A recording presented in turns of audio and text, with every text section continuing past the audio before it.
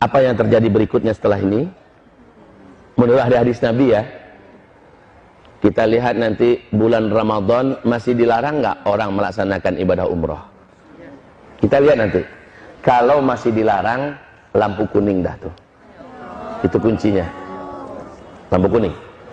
Kalau berkepanjangan larangan ini sampai ke musim haji, demi Allah itu lampu merah. Bila sampai ke musim haji, orang terhalang melaksanakan ibadah, demi Allah pencipta langit dan bumi, saya nyatakan di depan Bapak Ibu semua, seluruh bumi akan mengalami bencana-bencana alam yang paling mengerikan. Jadi tandanya nanti bulan Ramadan. Ustaz, tidak terjadi. Alhamdulillah, kita sujud syukur bersama-sama. Berarti Allah masih sayang kepada kita. Allah masih beri kesempatan bagi kita untuk memperbanyak amal soleh. Tapi kalau ternyata Ramadan tetap dilarang, awas, lampu kuning. Kalau sampai larangan ini berlaku sampai haji, maka hadis Nabi jadi terwujud. Akan ada tahun di mana umatku terhalang melaksanakan ibadah haji dan umrah. Jika demikian, inilah zamannya kita akan menyaksikan bencana-bencana alam yang paling mengerikan serentak di seluruh dunia. Tahu nak Bapak Ibu? Penstabil bumi ini adalah tanah haram. Poros bumi ini ke Sidratul Muntaha adalah Ka'bah. Penyeimbang bumi ini adalah orang-orang tawaf di sekitar Masjidil Haram. Hawa dosa, kegelapan maksiat yang dihasilkan oleh para pelaku-pelaku dosa dari orang kafir, orang musyrik, orang munafik, orang zalim, orang fasik, orang mujrim, dan seluruh orang ateis segala macamnya, itu mengeluarkan hawa hitam yang membuat bumi mengutuk, yang membuat langit tidak menerima, yang membuat laut berdoa kepada Allah, izinkan kami ya Allah menjadi penyalur azabmu kepada makhluk-makhlukmu yang durhaka kepadamu.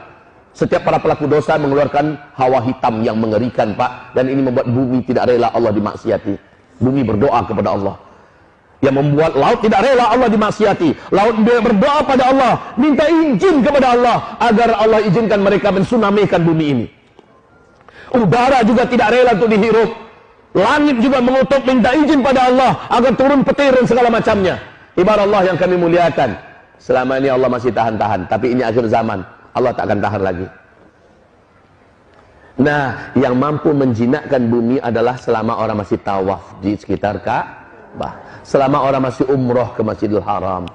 Pahala di sana dikali lipatkan oleh Allah 100.000 kali lipat, supaya mampu mengimbangi hitamnya hawa dosa yang diciptakan oleh manusia-manusia yang jahat. Ketika hawa murni yang begitu putih dan bersih keluar dari amal soleh orang-orang yang beramal di tanah haram, maka itulah yang menstabilkan bumi ini, Pak. Ini penyeimbangnya. Tapi sekarang orang sudah dilarang untuk melaksanakan ibadah ke tanah suci gara-gara virus corona. Hamba-hamba Allah yang kami muliakan, maka bencana apa yang akan dialami oleh kita? Saya khawatir kalau ini panjang dan lama. Kalau sempat sampai Ramadan, sudah lampu kuning, akan dimulai berbagai macam kegaduhan yang dahsyat dan bencana-bencana yang hebat.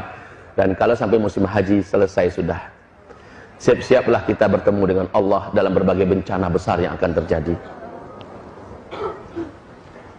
Perbanyak amal soleh deh sekarang. Kuatkan doa. Ya Allah, hentikan corona ya Allah.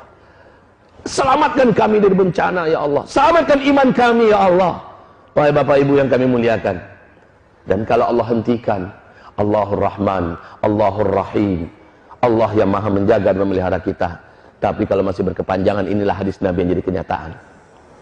Dan di waktu yang bersamaan, kelangkaan pakan terjadi. Apa yang saya katakan tadi, kelaparan merata di mana-mana. Orang akan menjadi brutal dan membunuh demi makan, minum. Dan saat itu solusi bagi orang-orang yang beriman adalah, kata Rasulullah SAW, wahai Bapak Ibu, berarti tak lama lagi hantaman meteor menabrak bumi. Dan ini menimbulkan dukhon, tanda besar kiamat yang pertama. Sebelum itu terjadi, kata Rasulullah SAW, akan ada pertanda lagi. Bila penguasa Mekah Madinah, ketika mati seorang penguasa yang memimpin Mekah Madinah, lalu 3 orang pangeran berebutan memperebutkan jabatan kekuasaan. Untuk sementara informasi bagi Bapak Ibu, 3 pangeran yang sangat berkuasa di Arab Saudi sekarang lagi perang dingin, menunggu Raja Salman meninggal, adalah Pangeran Mut'im bin Abdullah, anak kandungnya Raja Abdullah yang memimpin Arab Saudi sebelum ini. Yang kedua anak kandungnya Raja Salman sekarang, Muhammad bin Salman. Dan yang ketiga adalah Khalid bin Talal, orang terkaya dan termasuk orang yang cukup kuat sekali di Arab Saudi, punya militer juga. Ini 3 orang ini siap-siap untuk saling berebutan kekuasaan ketika Raja Salman nanti tiada. Sekarang kondisi Raja Salman di usia 84 tahun sudah sangat lemah, penyakitan, tunggu mati. Kalau mati, 3 orang ini kita lihat. Kalau sempat mereka berkelahi, berebutan kekuasaan, maka apa yang digambarkan Nabi di akhir zaman terjadi di masa kita. Itu. Kemudian Rasulullah SAW mengatakan, bisa jadi coronanya berhenti, tapi gara-gara perang di kerajaan Arab Saudi, orang pun tetap dilarang masuk. Karena nggak ada jaminan keamanan.